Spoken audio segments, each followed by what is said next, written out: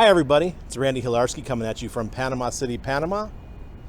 It's another beautiful day in crypto land, especially if you're a Hexican, because oops, Hex did it again. It decorrelated from the crypto market.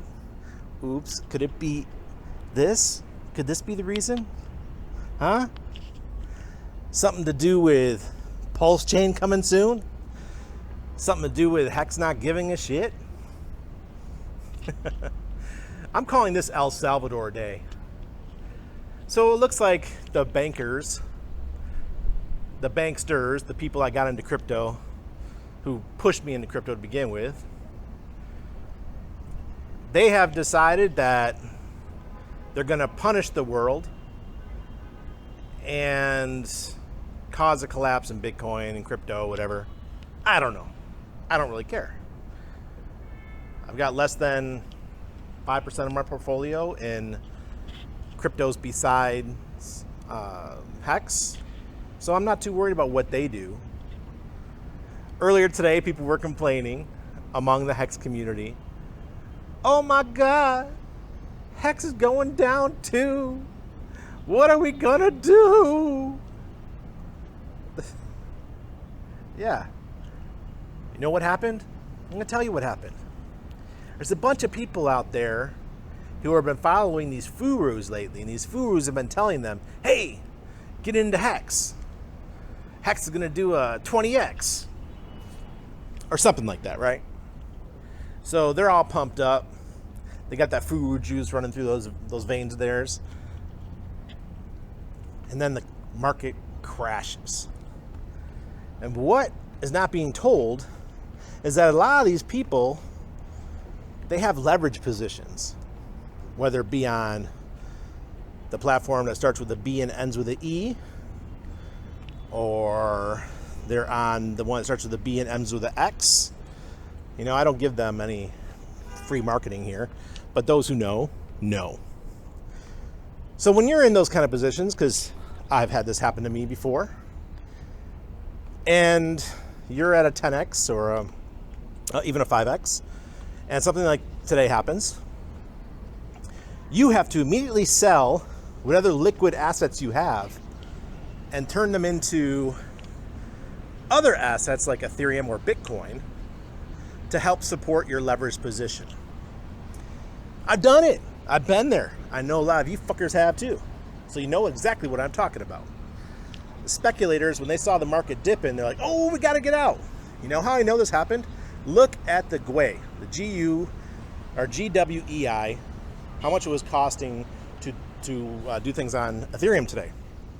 People were dumping their bags, scared to death. The market's correcting, the market's collapsing. Yeah, but you should have done that yesterday, dumbasses. If you've been watching my videos, I told you about Ugly September. September has a history of wrecking people. My worst experience in crypto happened on September 8th, which is only 2 days from now. How ironic. Yes, ironic. In 2017. That was my worst day in crypto ever. -7 BTC that day. Because China banned Bitcoin. Oh no, the Chinese banned Bitcoin. Everybody run for the hills. And the day after that, Jamie Dimon said, Bitcoin is garbage. Dump it. So for 2 days in a row, I was trying to defend my position, and it ended up costing me about 7 Bitcoin.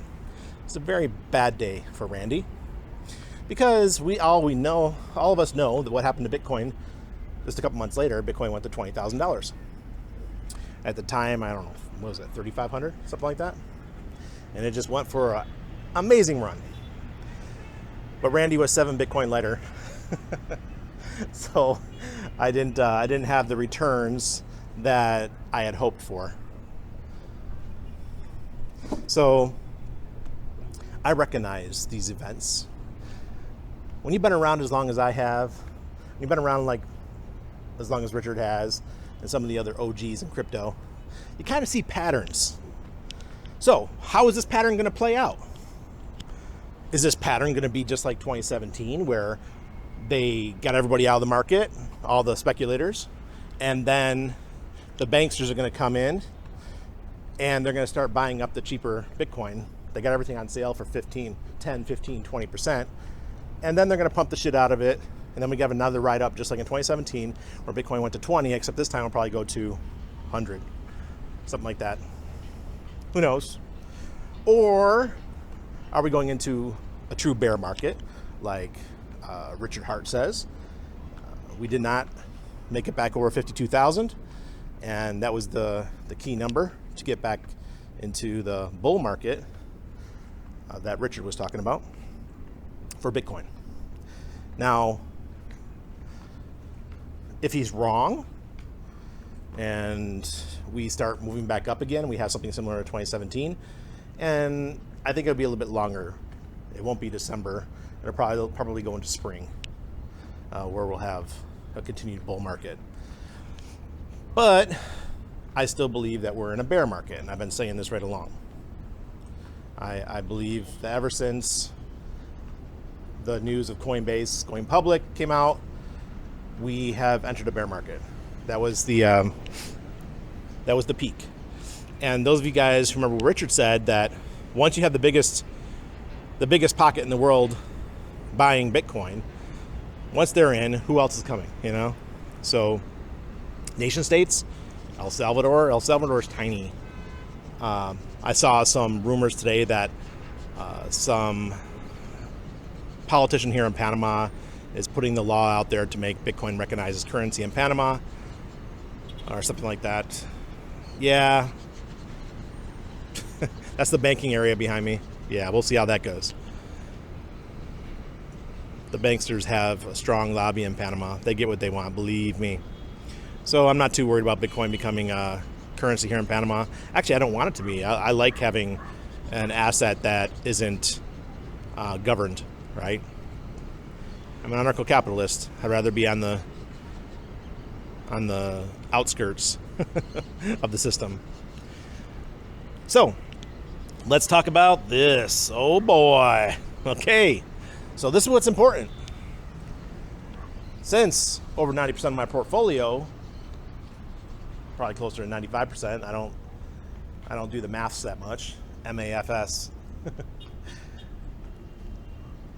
I think about 90 to 95% of my portfolio is in HEX.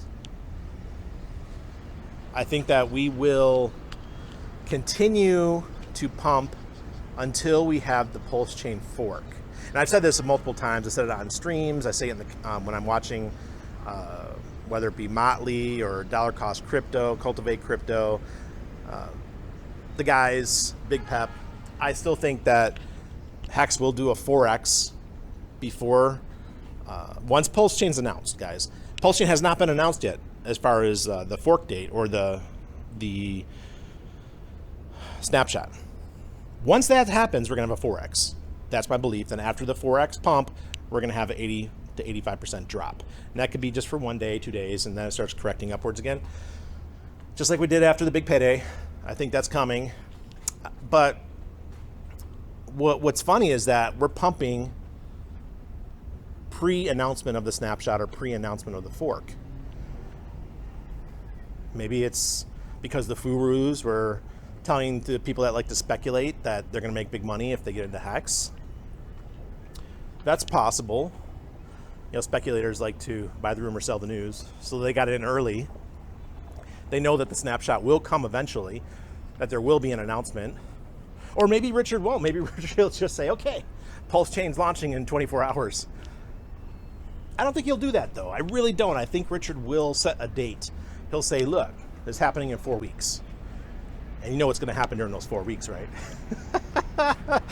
Holy shit, get your FOMO pants on, boys.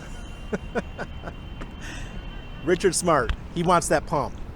He'll announce a date. Just saying one day, oh, we're here, the Pulse Chain's here. He misses out on a huge speculative pump. So what founder doesn't want to massage their ego a little bit?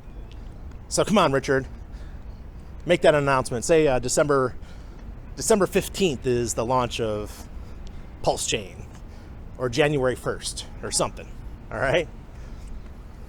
So I gotta say that I'm quite happy right now seeing HEX. I think it's 42 cents or something like that before I came upstairs. HEX is doing the opposite of the market. HEX don't care. The market is down and everything else is suffering, except for I think Solana was doing good, but I don't own any Solana. I don't give a shit. But wow, HEX showing everybody who's boss. And I think it's going to continue being that way, guys. I don't think we're going to get a drop in HEX until after the pulse chain fork. And if this is delayed, if it continues to be delayed, say if it's delayed 6 months, HEX is just going to be a beast for 6 months. It's just how it's going to be. That's how it's going to be. All right. I just went over, looks like 11 and a half minutes. So this is a long one for me. But, you know, I had to come back with my rooftop musings. This weekend, I'll be back out at the beach. Loving our life now. We got our bug out house. Sorry I haven't shown it to you guys. You guys don't need to know where it is. Nobody needs to know where it is. Got to start operating with that OPSEC, operational security, as Wales only says. And Anna and I have discussed it. Anna and I have discussed it, and we think it's the best thing to just keep it under wraps where we're living most of the time now. We still have our house in the city. We come here, we do our shopping, and we go to some nice restaurants and see family and friends and things like that. But then we hit the bug out house, go fishing, go lay on the beach, eat that fried fish, get that lobster. All right, everybody, have a great day. And if you have any questions, hit me up on Twitter like usual. That's the only place I really keep active now.